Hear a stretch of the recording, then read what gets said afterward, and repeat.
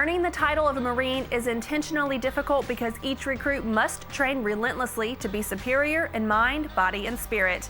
Those are the words you would read if you were doing research on becoming a Marine. I was given the chance to see those words come to life when I spent time walking among, talking to, and eating with the recruits and Marines on Parris Island, South Carolina. The experience is something I will hold dear for the rest of my life.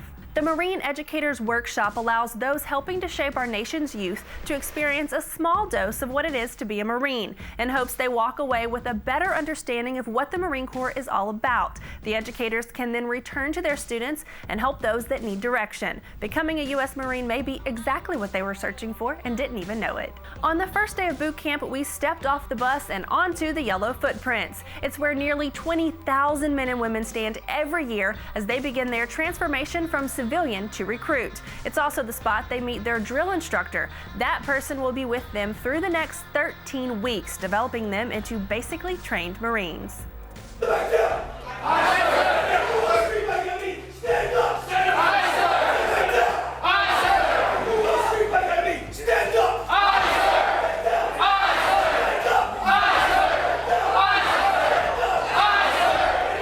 My group was placed in the hands of drill instructor Gunnery Sergeant Williams. We hit the ground running and didn't look back.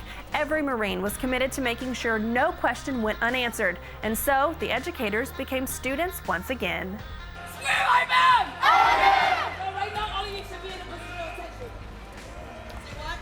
Amen! Okay, turn around and run, because you can't even figure it out. Spread! Spread! Spread! Spread! Spread! Spread!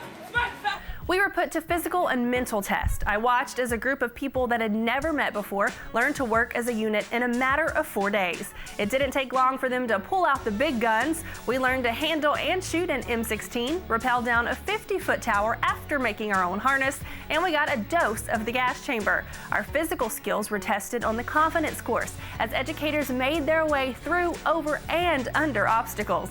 It was then that the team mentality really started to kick in. Come on, Coke, get that leg up, baby! Yeah! Get up, big Coke! Come on, big Coke, get up! Get up, big Coke, come on! Get up!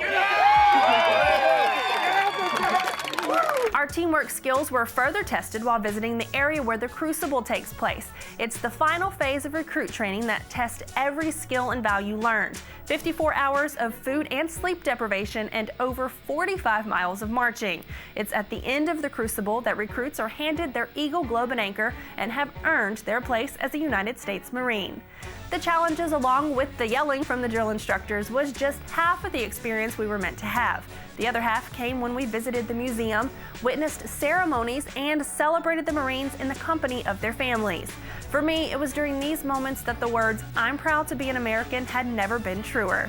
I faced the American flag and sang the words to our national anthem for as long as I can remember, but doing so surrounded by the people that sacrificed so much to make it a reality is enough to bring anyone to tears. Graduation brought another round of goosebumps as we watched the men and women who earned their title of United States Marine join the more than 1 million individuals that have trained on Parris Island, every movement precise and in unison. The ceremony is not complete until each senior drill instructor issues their final command and dismisses their platoon with the words, "Congratulations, Marines."